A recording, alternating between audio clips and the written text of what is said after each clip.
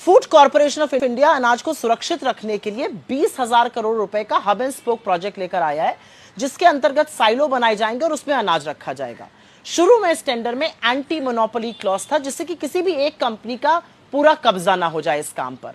लेकिन धीमे से नीति आयोग और वित्त मंत्रालय के कहने पर यह एंटी मोनोपोली क्लॉज हटा दिया गया। और फिर क्या, फिर जादू हुआ। 134 साइलो का टेंडर निकला, जिसमें से 110 अडानी एग्री लॉजिस्टिक्स और लीप इंडिया नाम की कंपनी को मिल गए। मतलब 134 में से 110, 20,000 करोड़ में से अकेले अडानी को करीब 10,000 करोड़ का टेंडर मिल गया। अडानी इन साइलो में अनाज रखने के लिए, उसके ट्रांसपोर्ट, उसके आवागमन के लिए सरकार से पैसे लेंगे और यह 30 साल तक की गारंटीड इनकम है। यह एक्चुअली कुछ और नहीं है, यह खेती और खाद्यान्न में चुपके से अडानी को पिछले दरवाजे से घुसे आने की, पिछले दरवाजे से एंट्री देने की सारी कवायद है। और इसके लिए एंटी मोनोपोली क्लॉज भी हटा दिया गया है।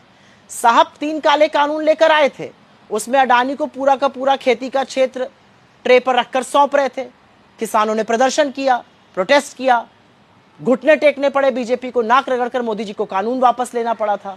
और अब इसीलिए चुपके से उनको एंट्री दी जा रही है पिछले दरवाजे से, एंटी मोनोपोली क्लॉज हटाकर, जिससे कि एफसीआई का अधिकांश काम जो है वो अडानी के हाथ आ जाए। ये कुछ और नहीं है, ये अडानी को खेती के क्षेत्र की चाबी देने के बराबर है।